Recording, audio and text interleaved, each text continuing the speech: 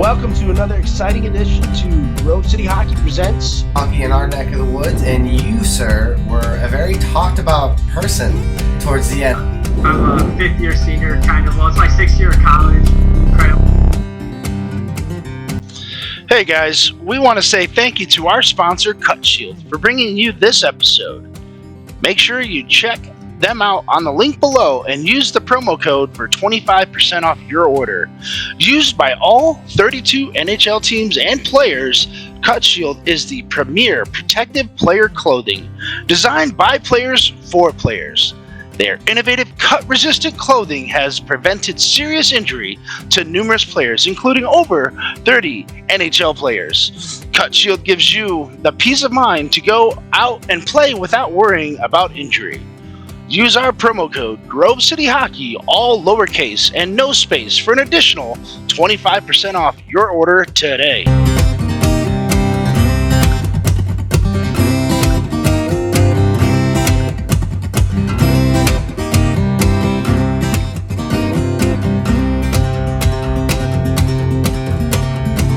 Welcome to GCH Podcast. I'm your host, Ben W. Stock, with my co-host, Chris, the Man Greco. We have a very special guest. We have a legend in the inline world. We have Peter Wirt. How you doing today, bud? Very good. Thank you very much. I think legend's probably pushing it a little bit. Leg end, but I don't know about legend. Well, I could have gone with the myth, too. Myth, yeah. So, for those of you who don't know, Pete also is the voice of MIWHA, and you're calling the World Skate Games this year too, right? I am, yeah. This is the second time I've been invited back from World Skates to do the games, and we're back again in Rockarasso. So I practically know the town very well, back and forth. I did the sort of, I guess we call it the COVID comeback games at the back end of 22 when we'd finally opened up a little bit. So yeah, we're going back to Rockarasso, and I've got invited. How managed to get a free pass from the missus, and we're gonna go out there and call. Unfortunately, the way that they've structured it, it's a very, very long and thin game, so that there's just 1 week back to back to back for all of the different championships.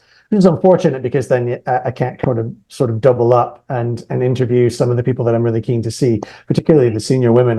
I enjoyed that competition that year so much.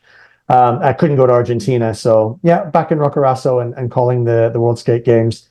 And anyone who ever watches the Masters will have heard my crap talk. Oh, no, I'm going, man, you need a color commentator. So I keep telling my wife, I'm like, man, I would be cool to call a game or two with this guy. Hey, you're always invited. Listen, there's an often an empty seat next to me. Because you'd be surprised how often people get up to that mic after thinking, come on, Pete, let's have a go. And then they get up in front of the mic, and it's just like that scene from... what's that Bruce Willis film when he's in in outer space or whatever, and he gets up in front of the mic and it's like, what is it, The Fifth Element? Yeah, that's it.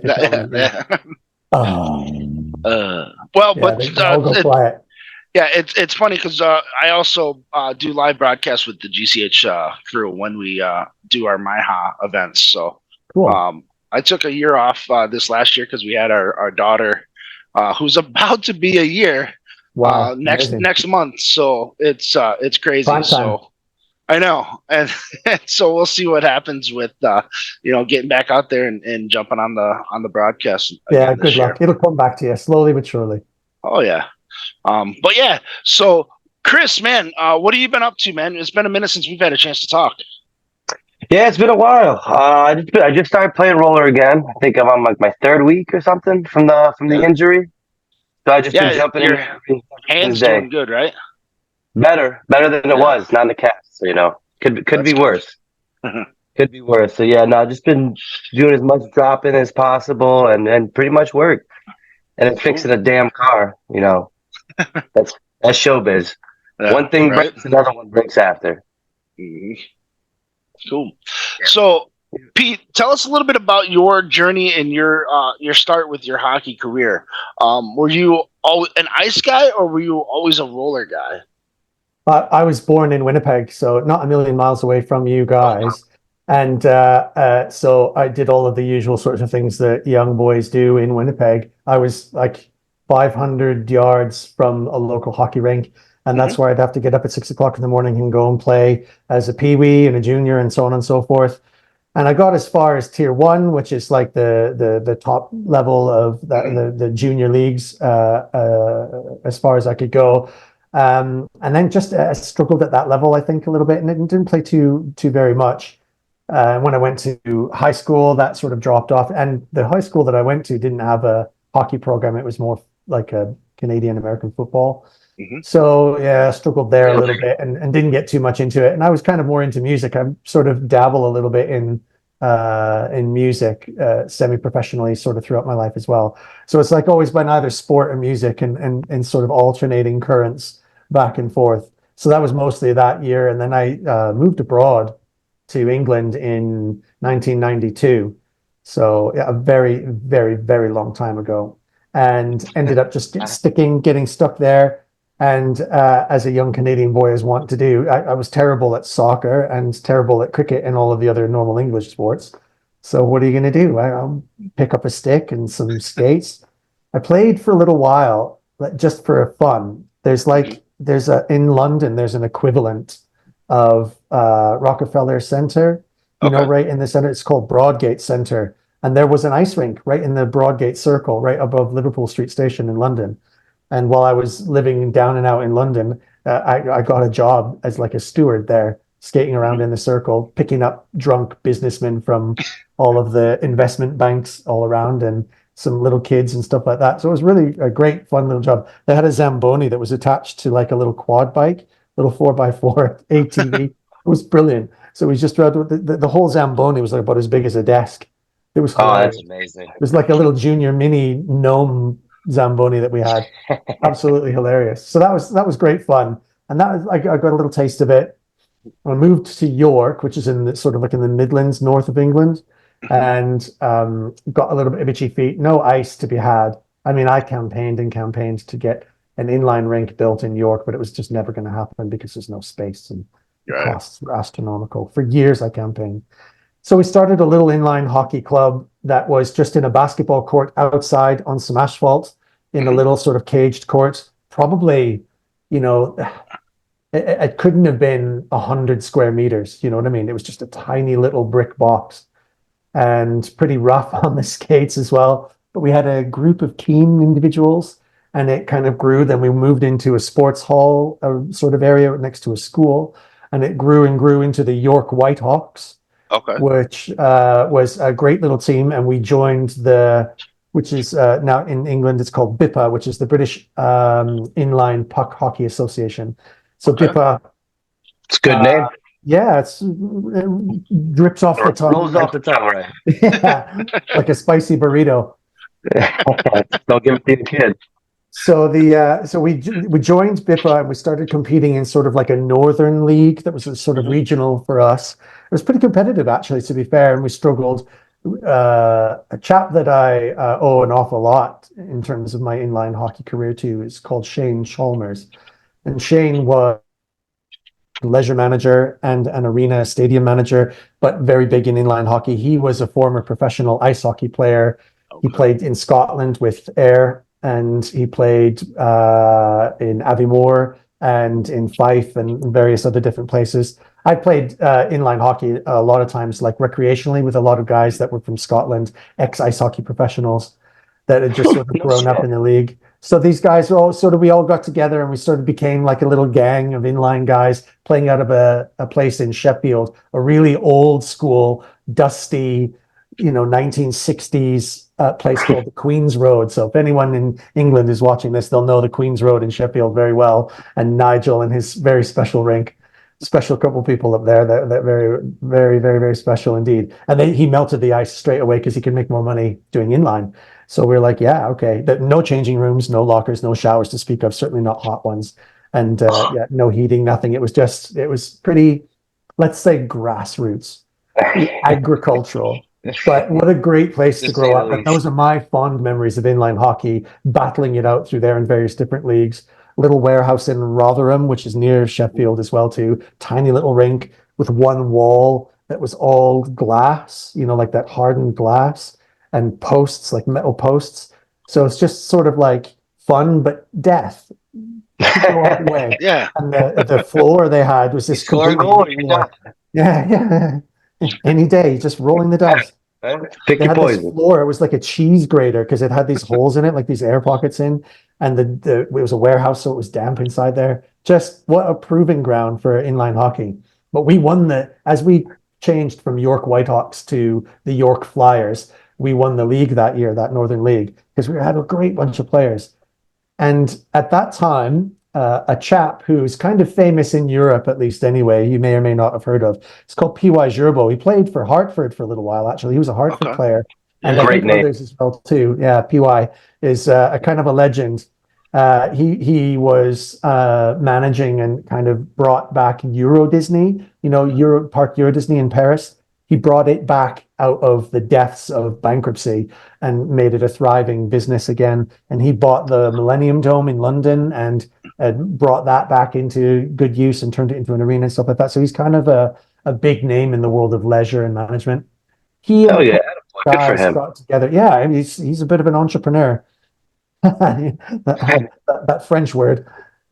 And he got this idea together with a bunch of guys he played with. He was playing in England in the very first Masters inline hockey tournament, which was in a place called Bisley, just on the outskirts of London towards Reading.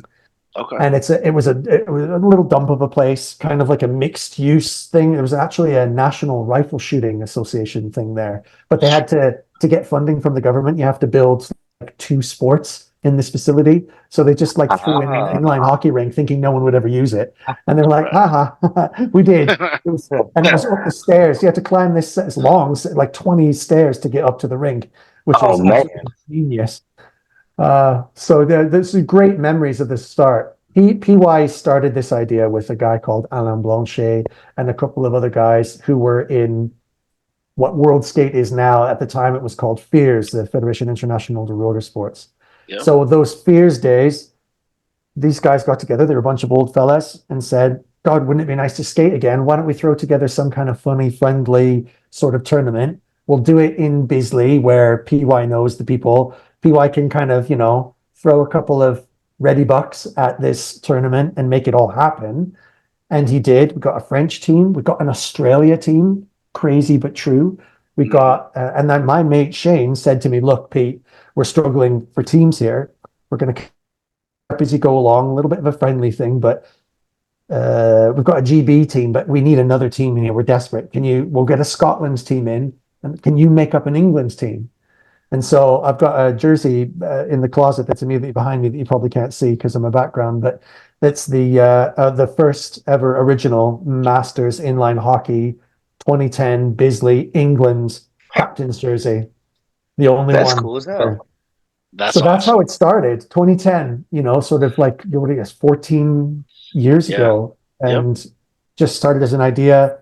Thought, a bunch of old guys come to play together, and it was so much fun, and it was so good, and it was just what an awesome tournament. Super competitive. The standard was absolutely insane, like way beyond anything we expected. England got absolutely trounced by the French. The Czech team that came there was immense. Yeah. And would have never guessed. Yeah, but I'm on the receiving end and had been for quite some time, quite a few years of double-digit score losses, and it just didn't matter. No one cared. Showbiz.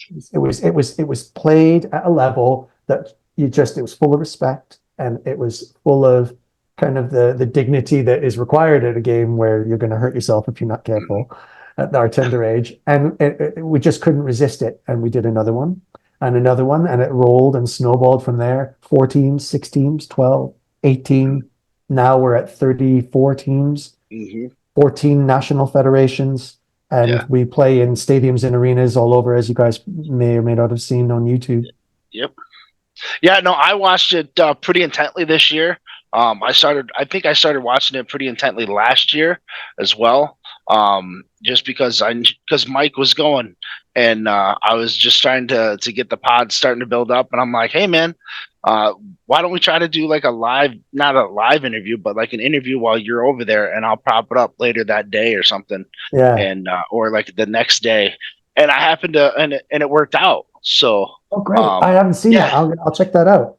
Yeah, it was it's in the YouTube channel that we have. It's Yeah, just I'll look for click on Mike. that and definitely check it out. I always like to hear Yeah, him talk. He's great. He loves the just game, and he's such a Mike great guy. Francis, and he's on there quite a bit. I think I've had him on like three or four times now. And stick to what you know. Stick local. Yeah, well, he's just right down the street from me, so he's a great guy. Bribe him. Yeah, yeah. Except for it's hard because we don't have a rink to skate at over here, so he's always traveling. That's the story of inline worldwide, isn't it? I mean, even in North America, where you could arguably say the leagues are the most developed in terms of its infrastructure, although I think that there's room to improve. It's the league that I know the least, but there's at least real estate somewhere out there that you can skate on. But you're right, you have this in England, like a tiny little country you could travel across easily, really struggling for real estate. And the same thing with most of where the league is really developed, like in France and in Spain, Italy arguably has been for a while. It's still not a lot of rinks around. It's still hard to come by. No, and not only that, but they're not like your normal sized rinks that you see here in the States, because I think they go like 50 meters by 25 meters or something like that. 50 by 30 if they're on a proper ice hockey rink, which they'll be lucky to get. But that's where we go now, because we almost don't want anything else anymore. And I feel silly saying that now, because at one point we were, like I said to you, we're grassroots. We were taking what we could get. We'd polish a bit of car park outside if we could get it. And we've gone to this now sort of a little bit like, nothing but a double rink, double arena, fully stadium oriented will do. So yeah, it seems funny saying it now, but I guess we kind of are at that space now where we insist that for our host countries that they've got two rinks that are adjacent in an arena setup with all of the sundry logistics that comes with that, because we need the lockers for 35 teams. We need the space. We need a place to get fed and to store our kit. We're in this great arena, the Pista de Hielo in Jaca in Spain, near Pamplona. Beautiful arena, absolutely fabulous place. And we had a sports hall only 500 yards down the road, and it was still not enough space for us. We still needed to expand. So yeah, it's a big ask nowadays. It's a big movement. Right. Well, but it's one that shows that you guys are doing something right, because each year is bigger and bigger than the year prior. And the World Skate Games is another example, because you got a lot of new teams this year. Yeah, World Skate. I was really surprised when I really got the list. I don't know if you managed to catch it, but I did the draw the other day. Yeah. And that was really interesting. Yeah, I think it's a great idea. I love Andrea. Andrea Fonzari is the chair of the World Skate Committee, and we've played together many times. And was he the one holding up the countries? I think he's not a big fan of going in front of the camera. That's what he was. That's what he brings me in. So he was struggling a little bit there, and we had some technical issues that we're struggling with as well too. So lessons learned. Andrea and I have been quite good friends, I would say, for a number of years now, almost really since the start of it. He's refereed and done played for Italy for a couple of times and that and sort of thing. And like all old fellas, we gradually drift up into either the commentary box or the management offices or whatever, when, like you guys have experienced yourselves, when the knees are not quite there anymore and you've had a few surgeries. So he's been a great friend of mine, and he has great ideas about world skate inline hockey and how to keep it alive and fresh and going. Yep. And so I'm always really keen. He kind of like turns to me when he has a crazy idea and says, "Pete, do you think you could do this?" I'm like, shit, yeah. There's a will, there's a way. It's crazy. Let's do it. So we did a World Cup draw kind of thing, which was really great fun. It almost worked. And other things as well too. So we always have a little bit of fun when I can manage to get out there. Argentina was too far to go, and I would only just moved back from the UK to Canada. I'm located in Canada now. So. So can I ask what was going on with the senior women's, because that was the only one that didn't really get the junior women's, wasn't it? Yeah, it was junior women. Yeah, last minute dropout. Just one last minute dropout, and and when that happens, it shifts all the pools. And then for them to get to technical right. And one thing Andrea is very good at is making sure that there's a fair competition. So he gets all the technicals right. But with just one drop meant that everything else had to be unpicked and re-sewn together. And I know that just before we went live, all of us on the technical committee and myself and a few others were there. Hammond was there, and he was absolutely just like he couldn't look up from his computer, tapping away, just going, hang on a minute, I could do this. Give me 3 more minutes. And he was really tapping away. And then a couple of the other guys just went, look, we've got to call it. We just got to call it last minute. We can't do it. We'll come and do it at a later date.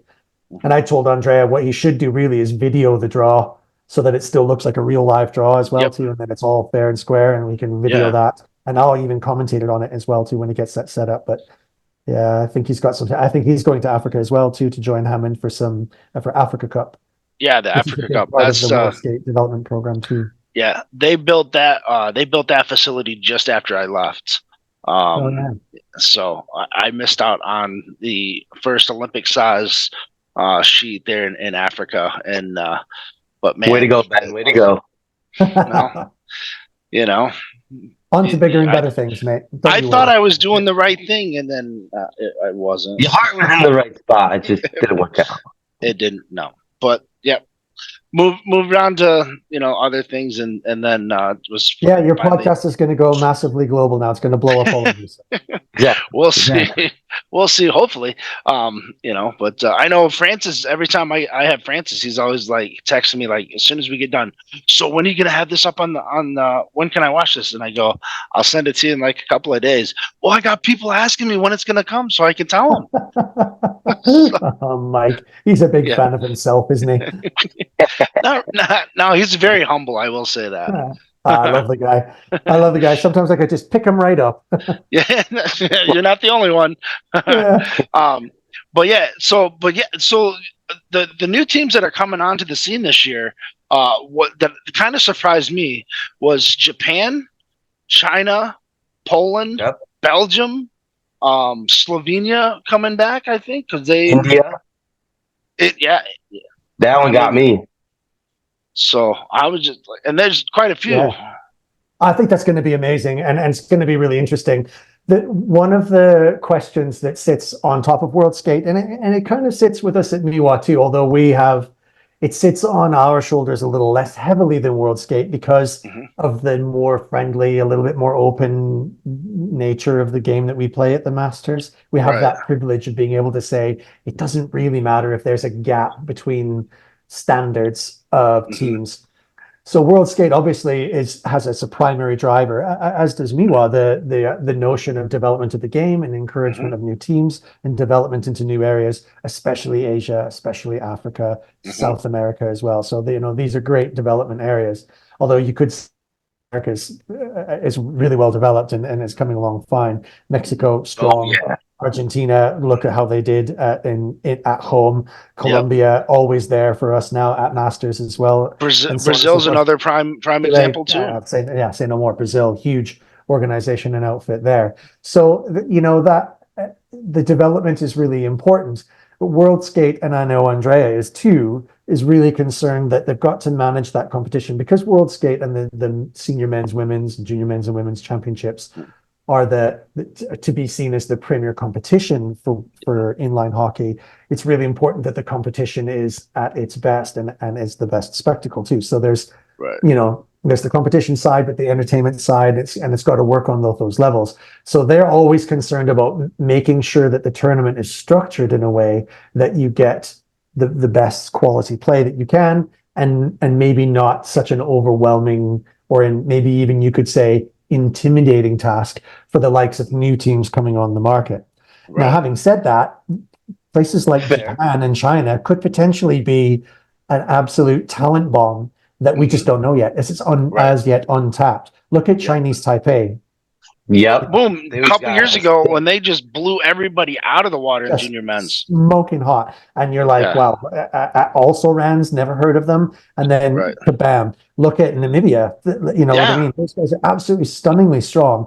That they're being hot housed with the super focus of the team that they've got in there. But that's the story of sport altogether. That's not just inline, that's everywhere. If you put the resources and the infrastructure and the time and investment, you develop quality coaching and quality principles from the ground up, then you win. You win Yeah. and That's you fact. win, and it builds and builds and builds. And I would say, as a prime example of this, watch Canada now Yeah. that the Pure Maple program is on board. Mika, we've got Pablo kind of back on board with Canada now as well too. Yep. They've kind of organized themselves out of all of their squibbles and squabbles, and now they're developing into a force. So watch for Canada across all levels. Just jump right back up to the level that we kind of thought where they should always really be. Where they kind of, because the last few years they kind of just been, like you said, there's kind of inter-party conflicts of interest, and nobody's not sure what's going to happen with this team or this team. Some of the better Canadian players weren't even being asked to play. So but then again, the talent level in Canada is across the board. It's just like the U.S. It's like you can't go wrong. Like there's like 5 or 6 teams that you could pull out from U.S. guys alone, and they would be very, very competitive. And the U.S. leagues are there too. That's the other strength in terms of the depth of the U.S. leagues, is that you've got competitions ongoing, State Wars, all the NARCH stuff that's already developing talent across the board at all levels. You've got plenty of places to skate and develop that kind of talent and test the elite as well too. So you've got an elite test, you've got a good middle ground, and you've got some good grassroots stuff. So the U.S. is always going to compete and always going to be at the top of that. And then the surprises are the European sides, which have always been strong because they've got such infrastructure. They really do develop their talent. They've got good coaching structures, et cetera, et cetera. That's why they win. Even though the French play in scruffy sports halls and gyms and lay down all the sort of awful turf or whatever, they come up with the goods, and their talent. They're so athletic. Right across the European spectrum. And look at Germany now too. In the Masters, they've come along strong. It'd be really interesting to see how that performance is translated into their senior and junior men's and women's. It's going to be great to see. Watch for Germany. Could come strong. Okay. Yeah. And the other crazy thing is that too is like the U.S. Most of their players, they don't play international size goal. Which unless you have those international competitions, that was one of the things that I had. Yeah, that's what I was telling Franny. I go, hey man, when you get out there, it's not like the big U.S. goal, which is 6x4. It's like what? I can't think of it off the top of my head, but it's like 2 or 3 inches smaller on, both width and height wise. So if poles are very, very wide. It's just enormous posts. yeah, and that's the other thing too, is like the posts are like almost like a 3-inch pipe. Yeah, it's really heavy duty. And it's like the Alaska pipeline. These things, the monsters. But there's movement on that front. I think that there's some interesting movements on that front. So stay tuned. Can't say too much just yet, but watch that space and see how that develops in terms of a more global approach to that, internationalizing that sort of standard, because those are from the Thursdays. That's from the Fédération Internationale. That's their old school when inline hockey was trying to differentiate itself from ice to make itself known and stuff like that, and trying to differentiate it from the IIHF inline sides, because of course, and again, comes down to how does sport fundamentally get structured? It's investment, and IIHF always had plenty of investment. They were never short. Yeah. So that game for inline was the premier game in terms of international. There it was. Now World Skate is taking that over, and it's up to them to kind of do what they can to promote the game. So in terms of opening up to new territory, great. Yeah. And I for one am excited to see this tournament. At the end of September or at the beginning of September. Take off all of those beginning, middle, and end of September, because it's just week after week. Yeah, and it's one of those ones where like I have a huge heart for Namibia. I think I saw the women's program really start to take off about 10 years ago when I was there. Amazing. In Aichi they had the one, like the junior ladies were pretty much basically there. and just watching them develop and skate, and then what they did last year, not only to the U.S. women's, but to everybody. I mean, their defenseman core just dominated. Like, I think they're stupendous side. They play so well as well. So, like, what a structure of a team. Yeah, they've got some outstanding, talented goal scorers as well too. They're just, it's a great side to watch, and it shows you. I mean, it's a tiny little country, big in size, but it's a tiny little population. What a powerhouse! 500 registered players when I was there. Probably a little bit more. Probably right around 600, 650. Imagine. Yeah, that's incredible. Yeah, but and they go out there and they play hard, and I'm surprised that they don't have a Masters team yet. They're probably working on it. I mean, who knows? It's always sometimes you would think, in terms of the Masters team, that they have to kind of, and this is another thing that in terms of my particular forte, which is the development of that side of it, you have to kind of see it and believe in it. You know what I mean? Because as it started in terms of the Masters inline, it was a quiet, kind of a friendly. Was it serious? A little-ish, sort of. We didn't talk about it.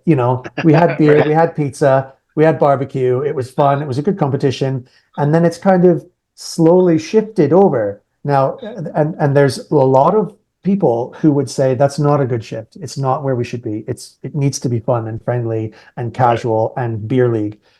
And there's just as many people completely on the opposite end of that spectrum to say, this is a bigger, smarter, professional tournament. We want real gold in our medals, no messing about, and let's get serious. Like, you've got athletes warming up and training on the side, doing, carb loading and stuff like that, nutrient-dense regimes, protein powders.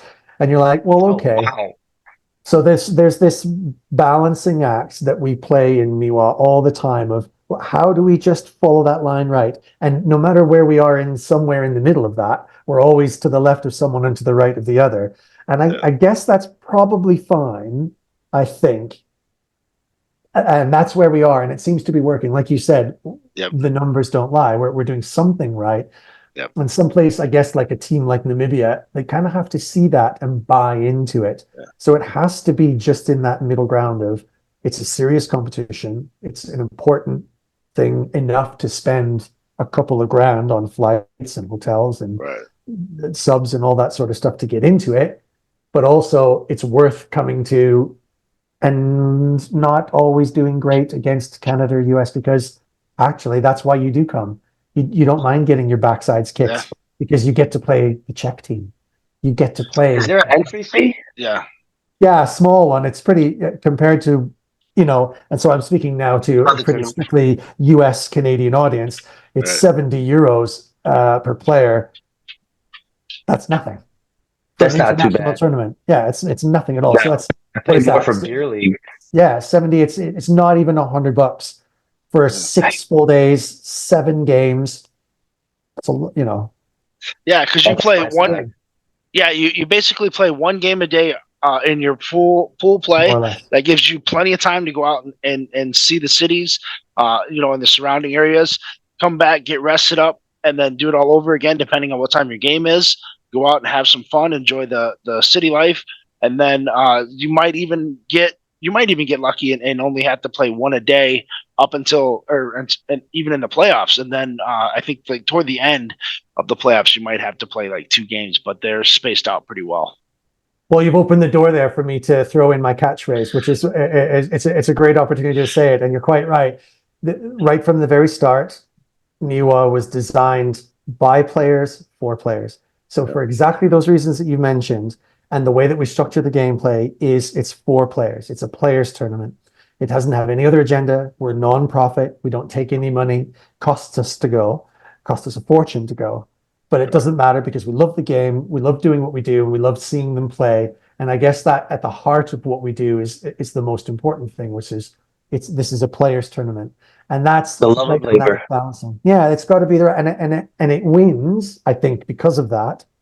And we don't always get that right, and we're volunteers, so sometimes it can be a little bit overwhelming. And I know I come home and my wife is like, why do you go there again? Because when you come home, you're like, you've got your head in your hands and you're stressed out. And you're like, yeah, I know, but there's 500 guys who are all like, crying. I mean, you guys will know Michael Hunt, no doubt. Yeah. And it was quite possibly, in terms of my hockey career, the honor of my life to be able to put a gold medal around his neck. The one thing he's never yet got in a inline hockey career that's just about unparalleled by any other inline player anywhere on the planet.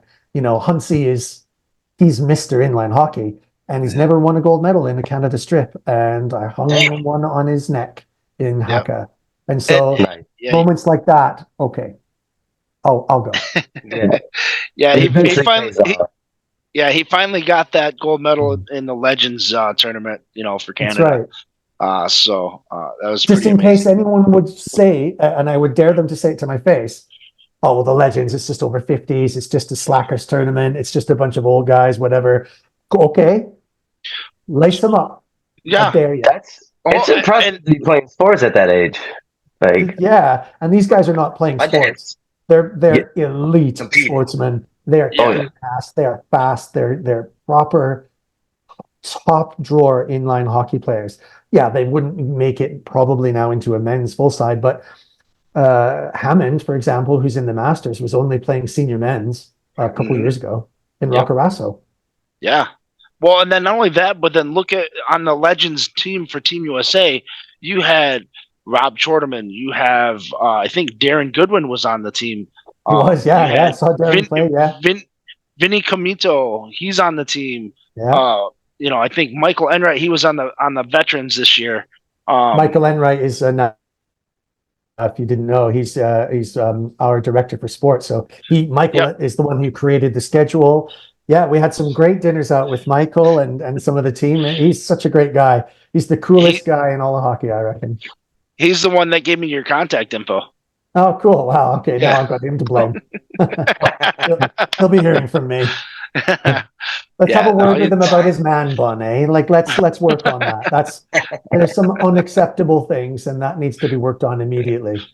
Yeah. I know he works in an Apple store, but that needs to get cut. I will say he did vet me pretty good, because he's like, wait, I'm not just gonna come on any pod. Like, what is this for? Who are you? So he's absolutely lying. He'll go on any pod. He vetted me pretty well, so he had a lot of questions before he said yes. So, but yeah, he's a good dude, and so his episode is also up too. So take a look at that as well. Oh, great. Okay, no, I'd love to hear it. I like to listen to him talk about hockey because he's a guy I take my cues from. I listen to him very carefully. He's really an expert in the North American leagues. He travels all over, and he's doing an awful lot of stuff, like in terms of development too. He does some grassroots stuff. He goes to Brazil every year, brings a whole heap of hockey stuff, does some work with underprivileged kids there in terms of hockey. So, he's a guy who's properly giving back to the sport. Yeah. And what I was going back with my point was that these guys are the grassroots. Like, these guys were playing in these world championship games 10, 15 years ago. And now here they are, they're playing at that elite level still, and they still want to play at international competition against all of those teams that they played with, all those years ago. And that, to me, in and of itself is absolutely amazing. Yeah. Every time I come across James Buffalino, I just think, that guy is just amazing. He's played all over. He's just an absolute legend of inline. And you could go down the rosters, USA, Canadians, and then because I'm more familiar with them as well too, I can talk about some GB guys, some French guys, some Italian guys that they've been in inline hockey in various different kind of pro, semi-pro leagues. A lot of the Czech guys are playing in the extra league. There's an amazing pool of talent out there that are blending inline and ice together and coming up and then playing this tournament because they love it. Yeah. And that's the other thing too, is that not many people in the United States or Canada even know that these type of opportunities are available to them. I had zero idea. They didn't even know MIWHA was a thing until then. Yeah. So We might Well, be see, now that's down to me, because now that's my job to sort of get things out there. So that's Mhm. certainly at least a part of why I wanted to come on this podcast, because it's a pleasure for me to have the opportunity to talk a little bit about our movement, to keep Yeah. it growing, and to support the development of inline hockey in whatever way that we can. And I think that it's, allowing these legends to kind of play again and to show their talent. And it's also, like another layer of this lasagna is that you get all of the biggest names in inline hockey who are in Namibia and USA and Yeah. France and Czech, and they're all coming together and sitting around and talking and drinking beer and having pizza and talking about their leagues and how they're developing and all of the politics and the struggles that they've got in infrastructure and grassroots, and sharing ideas and coming up with new solutions and coming up with good stuff, sponsorship thoughts or whatever. Yep. Pablo is always there from the PGKA crew, and he's always like filtering ideas through and connecting with people. We hopefully, and I've seen it with my own eyes, so I know it's happening. We create all kinds of connections for inline at that level. Guys who are really, they hold the purse strings. Yep. Darren's there, so Darren's watching and listening and taking on board some of the stuff that we're doing, and then obviously giving us his good advice too, because he's no slouch when it comes to running the old hockey tournament or two. So he's feeding us ideas, and we're exchanging that good fertilizer for our Yep. game. So that's another kind of hidden benefit of the Masters games as well too. At World Skate, at World Championships, everyone's completely dialed in. They've got their game, they do their thing, and you don't see anyone outside of that. And that's okay. That's a competition. Right. That's the Olympics, right? But Mhm. for us, we get to do all of those other cool, fun things too. And it's kind of a dirty word, but networking is a big Mhm. part of it too. It really is. Yeah, and it's one thing to, because what may not work in your area may work in another area, or it's something that the other area may not even had a chance to think about, because they haven't come across, like, oh, so you trying this, but you're not getting the results that you're seeing. But you're coming across like an XYZ problem. Well, this is what we did to solve our XYZ problem here. And then you go back, and then all of a sudden, boom, you're able to revamp something that you thought wasn't working, and That's it turns exactly out it. to be. Yeah, we have a lot of men's mental health moments, where we're sharing together, we're holding on to each other, saying, "My national federation is driving me bonkers." And then Yeah. the guy from Ireland comes in and goes, "I know, I couldn't get a team. My national federation is driving me bonkers. I thought I was the only one." Oh, no, no. Introducing Australia, who has just completely revamped and created a new international federation for masters because Yeah. their national federation, and on and on and on and on. And we can all kind of pollinate and exchange these stories with each other, Mhm. and share some sympathy with each other as well too. And there's one of a good friend of mine, played for me when I was playing for GB, was a Mhm. former GB coach days. So he's a super experienced guy, and he did one of my commentaries with me. He's called Andrew Silito. So he's a really in Europe for sure. He's a Yeah. legendary inline player, and if you follow him online, he's got an adult hockey players Facebook Okay. page where he just gathers all kinds of interested adult hockey players and encourages them for the purposes of good men's mental health to get out Yeah. there to play, to keep yourself healthy and fit, Mhm. and talks about diet and nutrition. He's really mad for his levels of fitness, and it shows as well too. He's still a top hockey player ice wise in the Czech Republic. His family all lives in Czech, so he's a big Oh time yeah. player there. So he's just he's big time invested in inline hockey, and he's doing his thing around that kind of level of making sure that us old boys have still got a place to go and talk some Right. crap and drink some beer and let it all hang out. And that's important for this part of our health as well as the physical part too. Yep. Yeah. What a gem. So I know, Yeah, right? No, what a So gem. tell us a little bit about so the Masters tournament this year. You had in the Master division, you had was it Team USA go number one, or was it Canada? And yeah, then I think it Masters. was Masters was Team USA. Yeah, it was Yeah. a repeat of last year, and it Yeah. was a great tournament, and they were absolutely incredible. And yeah, it was a repeat of the final of last year, and those guys are just you know, how do you beat them? They're incredible. And Right. and last year when they won gold, they had all of the kind of, I mean, you guys will have no doubt, until you're bored of hearing it, heard me use all of my typical cliches about the USA team, about their particular national characteristics and how they bring that hockey culture to their international team. You know, it feeds into that. So they've got all of the characteristics that you guys will be familiar with in terms of that forechecking play, really run and gun, really attacking. There's just no letting loose. It's just a dog with a bone, attack, attack, attack, and they just go, go, go. And it's kind of relentless. You know what I mean? It's like something out of Lord of the Rings. Like, how do you defend against this horde? And so that's great. But in the past, it's kind of been one-sided in terms of, you know, like you've got one good weapon, but not the full package. And that meant that USA could be vulnerable to teams like the French, who are also very quick, who are also very attacking, but a little bit more organized. So back in the days when we were in Brunico, when and people like Bryn Morris were playing, they had that, but not much else. Now they've got that and the other parts of the game and talent, individuals, and group work and team spirit, which is pretty unbeatable. So I'll be honest with you, I can't see anyone beating them just yet, except maybe Canada, who are getting their stuff together. And when they do, I think that game beats the American game. It's the only one that can. It's the only one at that level, at least anyway. Now, for me, the most interesting thing about going to Roccaraso again for the Worlds is how much does that translate into the games that you might see at senior men's and senior women's level?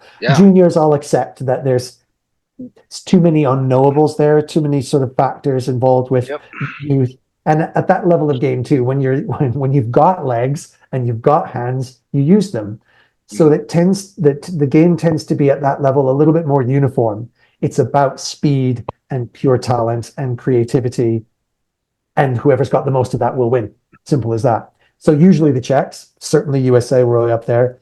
French, Spanish, Namibians, Germany, watch out for it, secret dark horses, and others. So, you know, it's hard to pick. But at Masters, I could see, look, USA's got this talent now much deeper, hard to beat. The Canadian game is the only one that's that tightly organized and structured that no matter how hard the Americans attack them with everything they've got, every weapon, they'll never get the puck. Right. Yeah. And so I don't know what else they can do. Yeah, that's going to be really interesting to see that develop forward. The French are always still there, and when they turn up and decide to switch on, because this is typical for French rugby as well too. There's always two different teams that turn up one day. It's this one or that one, and you never know. Like, look at the start of the Masters tournament. French were nowhere, nothing, and they played themselves right back into the semis. So, you know, they've got it there. They just need to switch it on. The Czechs didn't turn up with the Masters team this year because so many guys play ice and the ice leagues take precedence and you just try and get a team. It's a nightmare. So, okay, they didn't turn up, but when they do, wow, all bets are off. Yep. Yeah. And then the veterans you saw, I think it was France. Yeah, it was France. They beat USA in the shootout, right? Yeah. That was what a tight way to go. What a tight way to go. But it was fabulous. It's the second time that they've had a shootout in the veterans as well too. So it's just like all this, you know, where everyone's kind of focusing on the Masters because that's like the top league or whatever. But I'm like, the vets game is always way more intense, way more energy draining for me to call because it's just wild. So they always put on a good show, and I absolutely got stuck into them about their shiny numbers as well too. And then the Legends was, I believe Legends was Canada, and then they had France. Was it France again? Yeah. And I know those French Legends because I played with them for many years and been on, like I said, when I was playing for GB and managing that team, double-digit losses. You know what I mean? Those guys were just, you know, we were also rounds in that league back in that day. GB played much, much better this year. Still couldn't quite get over that final little hurdle, but they're close. Germans are just stronger than ever. Germany was the very first team that GB ever beat when we were in Prague that year. First time we ever beat a team there. I scored the winning goal. So I got to wear a little Yeah. Way to be there. Way to be there. few beers and a golden helmet I wore as a forfeit for that little tidbit. But that was It doesn't amazing get for much GB. better.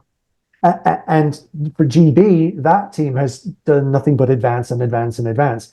Problem is that so is everybody else. So they're catching up, but not as maybe quickly as I think that they'd hoped. Their keeper, James Tanner, is Phenomenal goaltender. pound for pound the best keeper in the Masters for sure. And I think he'd be an outstanding keeper at senior men's level too. He really could be. He's amazing. Yeah, That's really all you need, Holland. Goaltending's a big switch of the tide if you can get a good goaltender. Yeah, it's an absolute game changer. And because it's a much more open game in inline hockey. I mean, we talk about defense, but let's be serious. Ish. And I'm a kind of as I got slower and older, I tended to be a little bit more of a stay-at-home defender myself. That's kind of where you drift at that age. But in the same boat. There is still really no such thing. It just doesn't, it doesn't happen. So, okay, to say that there is a defense, there isn't really. And so keepers have all that much more to do and a much harder job, even with only a short little goal behind you, you know what I mean? Mm-hmm. So that being said, a keeper is a total game changer. That's why people like Buffalino can be so talismanic for the USA teams. Jérôme Sally, who's been the Masters French keeper for so long, outstanding keeper for 5-6 years, just impenetrable. And lots of other guys too, Czech keepers as well, have come and gone there. Just unbelievable. Yeah, that's crazy. Which of the international teams do you like watching the most? So, I mean, I can start with the Masters level for sure. As I said, they're kind of like at the senior men's level and the senior women's level. Okay, maybe less senior women's, but senior men's level, because it comes down to just speed in hands and talent. It kind of just depends on who picked the best player that year, and they will kind of dominate. So when you've got players like Fiala, for example, from Czech, just okay. See you later, guys. One and done. He's got it.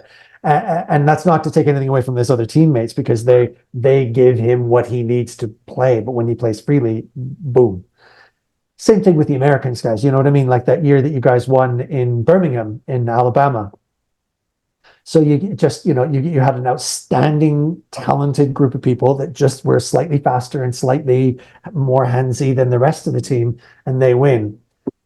There is some national characteristics that come up, but not so much at Masters level for sure. When you talk about like a pure inline game, USA are amazing to watch because you can't take your eyes off them. It's just like lightning in a jar. One of them's going to get the puck, and any minute now there's going to be thunder. Something's going to happen. They might not score, but it's going to be dangerous. So everyone's clenching when they go. You know what I mean? And it's just relentless. What's that like? It's like one of those attack airplanes, with like the really wicked machine guns out the side, like a bulldog or warthog or whatever it's called. It's just a rain of bullets. But they don't always score, and sometimes they can get tired of doing that. And what frustrates them, and then they lose their heads, is when you get a team like the Czechs. I love watching the Czechs. They're amazing because it's sort of like, it's like have you ever tried to catch a plastic bag that's blowing downtown in the wind? Oh, yeah. If I had a nickel, let me tell you. What do you do? You're like, oh, there's the puck. It's in my pocket. Where did it go? Pulling a rabbit out of the hat, and then the puck is behind you. Defenders become forwards. Forwards become defenders. And it's amazing to watch them because they look like they're bored. They look like they're skating around in the backyard playing with their kids. They don't there's no emotion on their face. It's just like just nothing. And they're just like tick, tick, tick, tick, tick, tick. And then suddenly there's a bang and the puck's behind you. What the hell just happened? Nobody knows. I know they scored. Nobody knows how. I don't know who scored. Nobody knows. And then they just go back to the bench and they sit down and like they're talking about shopping on the weekend. There's no tripping on the bench. There's no padding. They don't even like little fist bump or nothing. They just sit down back on the bench and go, oh, I've got a lot of work to do on Monday. I have to go in a bit early. I've got a lot of things. Computer work's not working, whatever. Yeah. Well, want to drink some beer then? Oh, okay. Oh, I'm just going to go and score in a minute now. Tick tock, bang. Okay, let's go sit down. Did a job. Yeah. So and Get from some that water. perspective, it's just like, wow, that's inbuilt, inbred brain stuff that I can't even fathom. Just automatic brain to brain direct contact radar. They know, and every pass you just go like a magnet, just precision.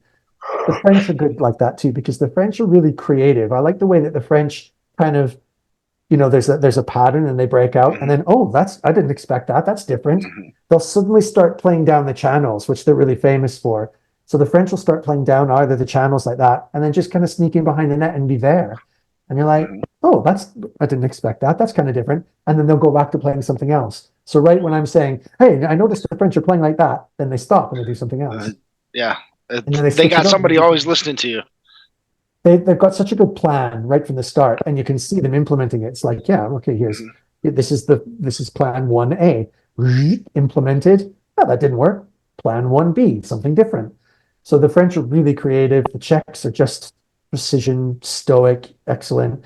Americans are just on fire, like literally on fire. And the game that I'm seeing develop in the Canadians, but it's not there yet, it's not fully cooked, is the one that's going to dominate for years, I think. It's kind of classic hockey, not necessarily inline, hockey 101, which is puck domination, clean, tight passing, structured organization, just all of the real, like the basic fundamentals. They do everything right. And then doesn't matter how fast and how hard you hit. All the fundamentals, like right, grade 1, chapter 1, hold your stick right. And they do that perfectly. And you can't get the puck off them. Oh, Even yeah. like someone like Marty Glodes or Bilston or someone like that. It's just, you can't get the puck off them. And they're mighty players. Yeah. Every time go ahead, Chris. I'm about to say, every time we play at Fraser, you always get a Windsor team coming on in every now and then. And they might not win always, but they're always going to finals. They're always aggressive, very gritty to play against. Yeah. They never play the roller game. They just play, like you said, they have their own little structure, and they run with it and they keep it going. And they're really hard to unpick. It's not always clean. Like when you talk about the clean game, that's Czechs. They are clean. That's like polished surfaces. But when you talk about the Canadians, it's a little bit rough. It's a little bit messy. It's a little bit scrappy, agricultural. But they just kind of, and they're just, there's a mass issue as well too. Like they feed them well up here, so that just a size difference. Like Marty's great, and Francis. There's absolute like whippet dogs. But what do you do when you come up against someone like Hammer or Jamie Visser, for example? 6'4", easily getting on for 300 pounds, and quick. Yeah. Okay, it's tough. The mountain has the puck. We're done. It's called a day. Scratch it up all day. Yeah. Where's my beer at? So, in the World Skate Games, who do you have taken the championships in the junior men's, junior, all four categories: the senior women's, junior men's, junior women's, and senior men's? Okay, so I think that for me, it's the junior categories are really hard to pick. It's a real lottery, and anything could happen, because it could depend on just one bit of talent. Because again, and at that level as well too, it's a bit of a psychological game as well too. So momentum is everything. So you can get one really talented player who can score a couple of really quick goals, and then that'll just roll the whole game over. So it's really going to depend. I think it's a coaching battle at junior level. Surely it's going to be a couple of really talented players, but the coaching battle is going to be, how do I keep these all fired up, all wired, all amygdala children from going crazy and loosening up and still playing with a structure? The team that does that will win. So I will say probably in junior categories, watch out for the European teams with strong leagues like France, Spain, and quite possibly Namibia for junior men's, Chinese Taipei. Yeah, I would agree with you with the Chinese Taipei.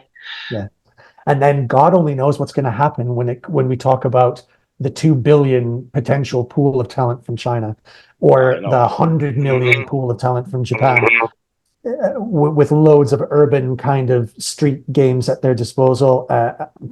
Anything goes from that level. And I think that'll be a really interesting shout to see how they play and to kind of place them in the periodic table of inline hockey. Where do they fit? How do they go? Who do they play like?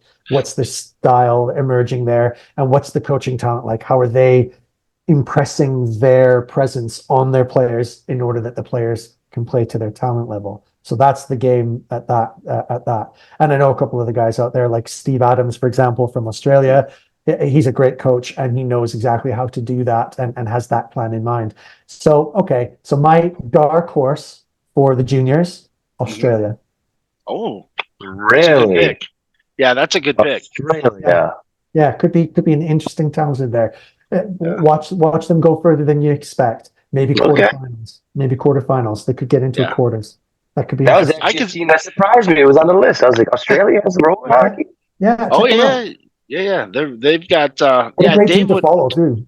Yeah, Dave and actually I think Pat Lee went to either Australia or he went to New Zealand. I can't remember. Right when Dave was going to Africa, and he was telling me that Oceanic division right there is pretty stacked. They've got a lot of ice there too. I can't imagine Australians.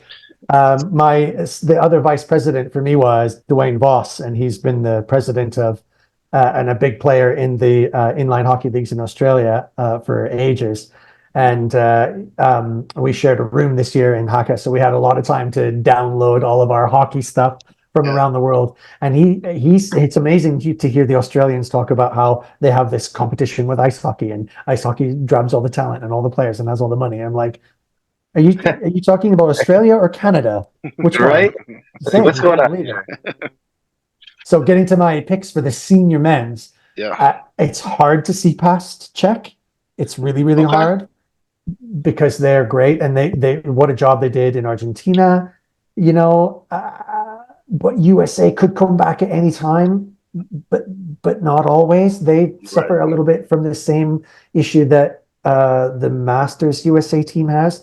They've got super big guns all at the front of the tank, but they've got to have the engine and the tanks and the tread and all of that sort of stuff. They were awesome at home in Alabama, but I don't know if they'll travel abroad so well. So let's just see. I could be wrong here, and they could have a couple of really talented players come up. That's what they'll rely on, I think. But yeah, don't look too far past the Czechs. And then the French are going to be right there when they get their stuff together. It'll be amazing. And my dark horse for the senior men's, Germany. Yeah. They've got something going on there that's just super, and they've stormed to the top of the Masters. Got a lot of talent on display there. And again, another MIWHA member. We're stuck in MIWHA with all the best in the world. Is Christian Meder, and Christian's going to be there with a German team. I'm not sure who's coaching. I think he's the senior men's. Might be all of the men's sides. I'm not sure, but anyway, he's going to be there too. So it's going to be a kind of a little MIWHA catch up in Roccaraso. Yeah. But yeah, he's doing great things with Germany. So that's my dark horse. But yeah, watch France. Certainly Czech has got to be picked for number one. Only USA could probably unturn them. And it's just that they've exchanged championships back and forth. Now, I've not mentioned Canada yet because Canada they've just not turned up. So I like the Pure Maple program that Mika Trepanier has been putting together. There's a lot of really good things going on there fundamentally. And so, if not Germany, then for sure Canada could come out of nowhere and go right to the top. Yeah. I haven't seen Canada's rosters yet. I know what Team USA's roster looks like, and they're actually pretty well stacked on that back end this year. That's a heavy hitting side. That's a mission side. I think they're in a redemption for whatever they want to bring home another gold this year, and but I definitely have because I've seen the rosters for Namibia. They only lost I think one or two of their girls, but nothing that is going to affect what they had last year. So I think they're going to be right back up there in the championship round. So is that for senior women's? Junior women's. Junior women, yeah. Because Yeah. you see, again, at that level, it's just like there's a couple of really great players, and you could change the whole rhythm of the game entirely, and it could all roll your way. So that's certainly possible. Wouldn't rule them out at all. And then I also think they're going to do fairly well in the senior level because the senior women's captain is also playing junior women's, but she's not the captain on the junior women's, which I think is pretty interesting. Okay. That's very interesting. Yeah. Well, I think that's good coaching. That's good coaching. That's good infrastructure. Develop the side, make it your own, and that sort of thing, and don't just rely on one stick and one. Yeah, and so that's probably good. She's a phenomenal. I think she was 5 years old when I coached her. So so she knows. I gave her no pointers whatsoever. That she would have been able to carry on. I wonder if she's so good then. Right? Hey, listen, look, we've all played our part in that, and that's super. USA women have got a lot to prove coming back for senior women's for sure. And I can remember interviewing Alison Era, and she had an awful lot to say. I mean, she is fighting tooth and nail for the development and the growth of the women's side of the sport. And it was really interesting to listen to her, and I back her 100%. The only thing I can't do is be there to call any of the women's games because they've stretched it out in this long baguette of a tournament. So I can't be there for that. I'm only allowed to go for the senior men's. So that when they send the car for me, I'll go, and that's too bad, really, because I really like to see the senior women's. Spain, unbelievable. I saw the French win that year in Rockerasso. They were unbelievable. There's 4 teams right there: Namibia, Spain, France, USA, senior women's. Yeah. I think you hit the nail on the head with that one because those 4 teams are going to be very, very tough to beat. And outside of that, I don't even think Canada is sending a team in the senior women's, are they? I can't remember if they're sending a senior. I thought they were sending all 4. So they're on Instagram. Their rosters.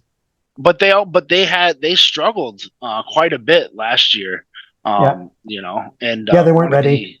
All the same reasons we talked about: infrastructure, politics, getting all that in the way. MIWHA is really pulling out all the stops. I know he was traveling all across the country all last year, all winter, doing camps and training sessions, et cetera, et cetera, et cetera.